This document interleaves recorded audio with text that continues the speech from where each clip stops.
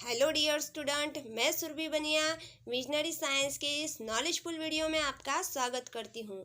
जैसा कि friends, previous video में हमने देखा कि ग्रेविटेशनल फोर्स क्या होता है।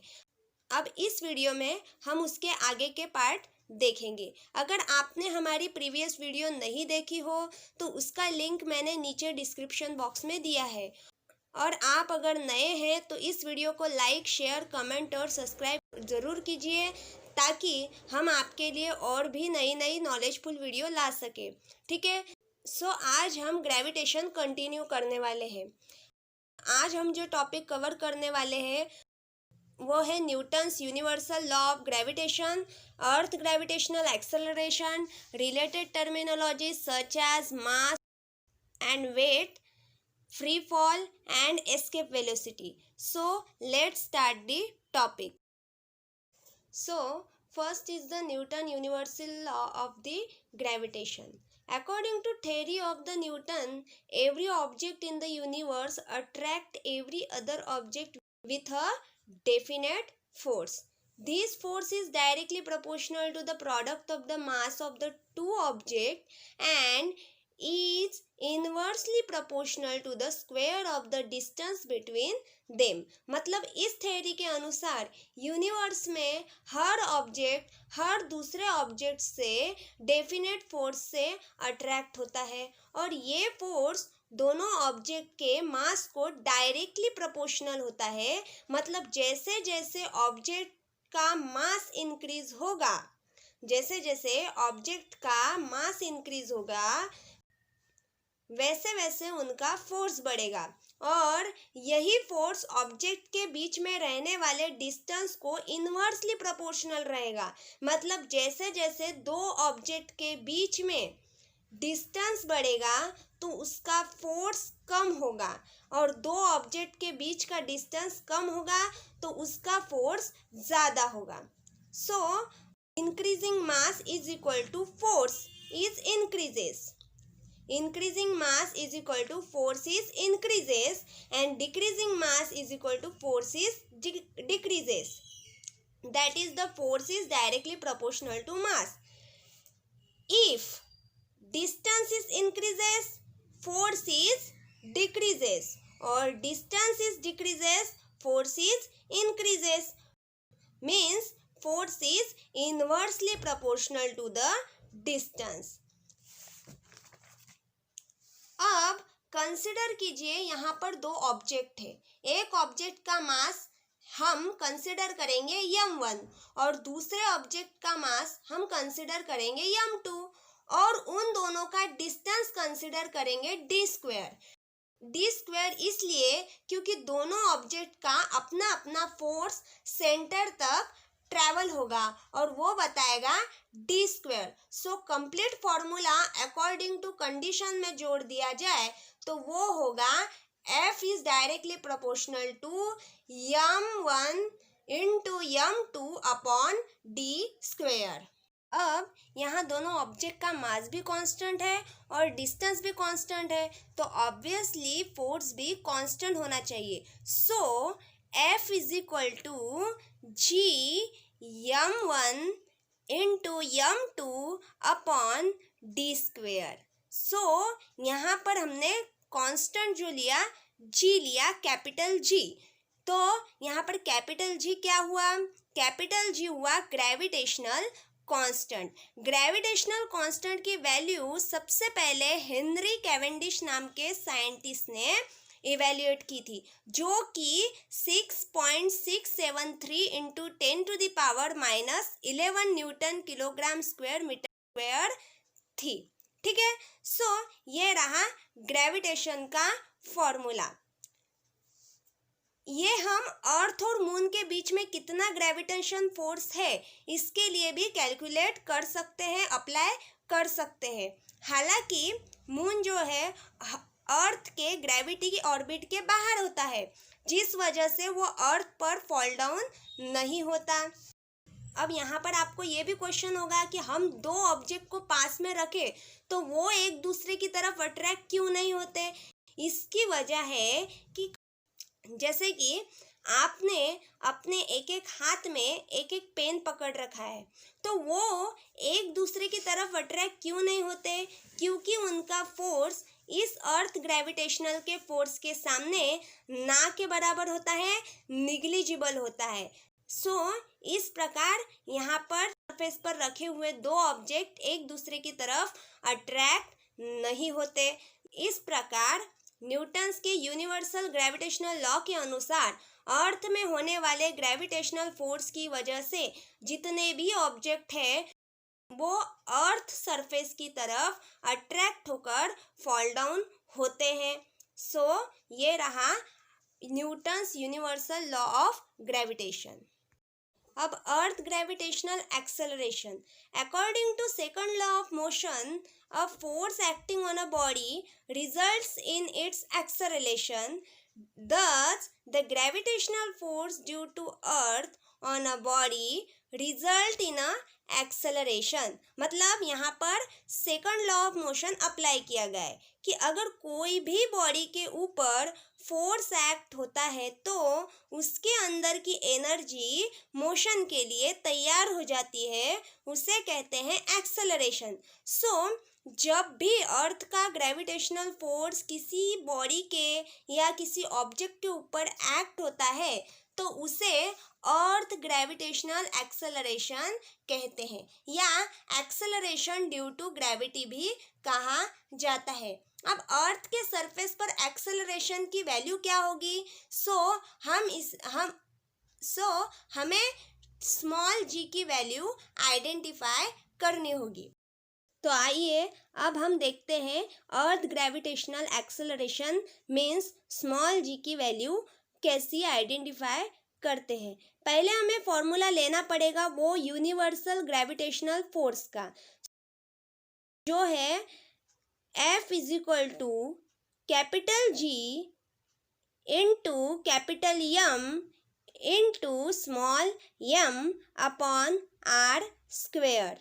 ठीक है, here capital M is equal to mass of the earth, capital G is equal to gravitational constant, small m is equal to mass of the object and r is equal to distance। ठीक है, हो गया equation number first. अब हमें second equation second law of motion का लेना होगा। ठीक है, वो क्या है? F is equal to m g, ये हुआ हमारा सेकंड इक्वेशन। अब फर्स्ट और सेकंड इक्वेशन को हमें मिलाना होगा, मतलब सेकंड इक्वेशन में फोर्स की जो वैल्यू है वो हमें इक्वेशन नंबर फर्स्ट में रिप्लेस करनी होगी, जो बनेगी m g is equal to capital G into capital M into small m upon r square. But हमें तो स्मॉल जी की वैल्यू मतलब एक्सेलरेशन ड्यू टू ग्रेविटी की वैल्यू चाहिए। हम वहाँ पर small g is equal to capital G into capital M small m upon r square into m. ये हुआ इक्वेशन नंबर 3। अब इस इक्वेशन नंबर 3 में जो स्मॉल m है मास ऑफ द ऑब्जेक्ट वो कांस्टेंट रहेगा, इसलिए वो इस इक्वेशन में से निकल जाएगा। हमारा फाइनल इक्वेशन क्या होगा? इक्वेशन नंबर 4 जो होगा वो होगा स्मॉल जी मतलब acceleration due to gravity is equal to capital G into capital M upon r square. यहाँ पर हमें एक्सेलरेशन ड्यू टू ग्रेविटी का एक फॉर्मूला मिला। अब यहाँ पर क्या होगा कि हमारा जो ऑब्जेक्ट है वो अर्थ सरफेस पर है। ठीक है, तो हमें अर्थ के सेंटर से निकलने वाले ग्रेविटेशन फोर्स का डिस्टेंस मतलब रेडियस, इसलिए small r is equal to capital R मतलब रेडियस ऑफ द अर्थ। तो finally we get the value of g, that is acceleration due to gravity on the surface of earth। तो final formula जो हुआ वो हुआ small g is equal to capital G into capital M upon capital R square. but we have the fixed value of capital G, capital R and capital M. Here capital G is equal to gravitational constant, which is 6.67 into 10 to the power minus 11. Capital R, that is called as the radius of the earth, which is 6.4 into 10 to the power 6, and mass of the earth means capital M is equal to 6 into 10 to the power 24. Now put this value in this equation number 5. वहाँ पर हमें final value मिलेगी small g की, जो कि 9.7 metre पर second होगी. So finally we get the value of acceleration due to gravity means small g is equal to 9.7 metre पर सेकंड स्क्वायर. सो इस तरह हमने अर्थ ग्रेविटेशनल एक्सेलरेशन की वैल्यू इवेल्युएट की. अब यहाँ एक्सेलरेशन ड्यू टू ग्रेविटी की वैल्यू वेरी होती है, अलग अलग होती है ड्यू टू सम कंडीशंस. वो कंडीशन मैंने नीचे दी है, जैसे कि पहली है change along the surface of the अर्थ, दूसरी है चेंज विथ हाइट और तीसरी है उसमें चेंज विथ डेप्थ. अभी change along the surface of the अर्थ मतलब अर्थ के सरफेस के अनुसार यहाँ एक्सेलरेशन की वैल्यू चेंज होते रहती है, क्योंकि अलग अलग जगह का अर्थ सरफेस अलग अलग होता है. So it's very along the surface of the earth. Next one है चेंज विथ हाइट्स. अब अगर कोई ऑब्जेक्ट सरफेस के ऊपर होता है, अबाव होता है, अब अर्थ की जो रेडियस होती है वो 6400 किलोमीटर होती है, और अगर कोई ऑब्जेक्ट अर्थ सरफेस के अबाउ मतलब अर्थ सरफेस के ऊपर 6400 किलोमीटर के दायरे में होता है, तो वहाँ acceleration due to gravity is negligible रहती है, ज़ीरो होती है, ना के बराबर रहती है. सो यहाँ जैसे जैसे अर्थ सरफेस के अबाउ ऑब्जेक्ट की हाइट बढ़ेगी, ग्रेविटेशनल एक्सेलरेशन मतलब स्मॉल जी की वैल्यू भी कम होगी. इसी कारण सैटेलाइट जो है अर्थ सरफेस के अबाउ 6004 किलोमीटर km के ऊपर ही अरेंज किए जाते हैं, वहाँ वो फ्लोट होते रहते हैं, नीचे नहीं गिरते. मतलब सो ये रहा चेंज विथ हाइट. अब नेक्स्ट कंडीशन है चेंज विथ डेप्थ मतलब अर्थ सरफेस के नीचे की कंडीशन. यहाँ पर ठीक उल्टा होता है हाइट के. जैसे जैसे कोई भी ऑब्जेक्ट अर्थ सरफेस के नीचे नीचे मतलब अर्थ सेंटर के पास जाएगा, वहाँ ग्रेविटेशनल एक्सेलरेशन की वैल्यू जो है वो बढ़ेगी. तीनों कंडीशन को हम सिंपल लैंग्वेज में कहें तो वो ये होगा कि पहली कंडीशन हमें ये कहती है अर्थ इक्वेटर के अनुसार और सरफेस के अरेंजमेंट के अनुसार acceleration due to gravity change होगी. सेकंड कंडीशन कहती है height of the object on the surface is increases, acceleration due to gravity is decreases. Third condition कहती है कि ऑब्जेक्ट अर्थ सेंटर के पास जाएगा तो एक्सेलरेशन ड्यू टू ग्रेविटी ये बढ़ेगी. सो इस प्रकार यहाँ पर अर्थ ग्रेविटेशनल एक्सेलरेशन की कंडीशन भी होती है. सो ये हुआ अर्थ ग्रेविटेशनल एक्सेलरेशन मतलब स्मॉल जी. हमने अभी तक जो Newton's universal law of gravitation देखा और अर्थ ग्रेविटेशनल एक्सेलरेशन देखा, उसमें एक टर्म बहुत कॉमनली यूज़ हुई है, वो है मास. हमने ये भी देखा है कि force is depend on the mass of the object. So what is mass? कुछ स्टूडेंट को इस मास और ऑब्जेक्ट में बहुत कंफ्यूजन होता है, लेकिन फ्रेंड्स मास ये एक अलग टर्म है और वेट ये एक अलग टर्म है. अब मास की डेफिनेशन ये है कि mass is the amount present in the object.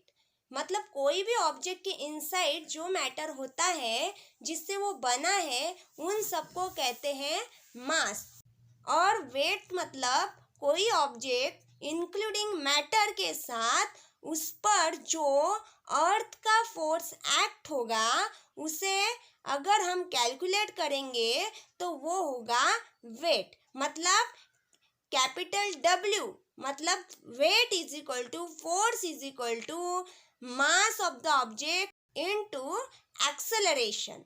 Simply mass में ऑब्जेक्ट इनर्शिया पोजीशन में होगा, मतलब जड़त्व के पोजीशन में होगा, कांस्टेंट और रिलैक्स पोजीशन में होगा। वेट कैलकुलेट करते समय उस ऑब्जेक्ट में फोर्स एक्ट होगा, that is the weight. So ये रहा mass and weight. Now free fall. After the gravitational force of the earth act on the object which is present above the earth's surface, it get falls on the earth is called as free fall. Gravitational force act होने के बाद object without gravity नीचे गिरता है, नीचे fall down होता है, तो वो होता है फ्री फॉल। ठीक है, नेक्स्ट वन है ग्रेविटेशनल पोटेंशियल एनर्जी। अब पोटेंशियल एनर्जी की डेफिनेशन है energy stored in a object because of its state और position is called as potential energy, but now this is related to gravitational energy of the earth, so hence it is called as gravitational potential energy। मतलब अर्थ के inside जो stored energy होती है उसे कहते हैं gravitation potential energy. Next one is the escape velocity. अगर कोई बॉल ऊपर की डायरेक्शन पर थ्रो करते हैं तो वो नीचे फॉल डाउन होता है, जहाँ पर उसकी वेलोसिटी डिक्रीज होती है, कम होते जाती है, और जब वो अर्थ सरफेस पर सेटल हो जाता है तो वहाँ वेलोसिटी 0 होती है। जहाँ पर वो फिर से फॉल बैक नहीं होता उसे एस्केप वेलोसिटी कहते हैं। So that is the escape velocity. So dear student, आज हमने समझा Newton's universal law of gravitation क्या होता है, अर्थ ग्रेविटेशनल एक्सेलरेशन क्या होता है, और उससे रिलेटेड टर्मिनोलॉजीज क्या है। आई होप हमारी ये वीडियो आपको ज़रूर पसंद आई होगी। हमारी अपकमिंग वीडियो में और इंटरेस्टिंग इन्फॉर्मेशन के साथ मैं हाजिर रहूँगी। तब तक के लिए bye bye and thanks for watching. Thank you.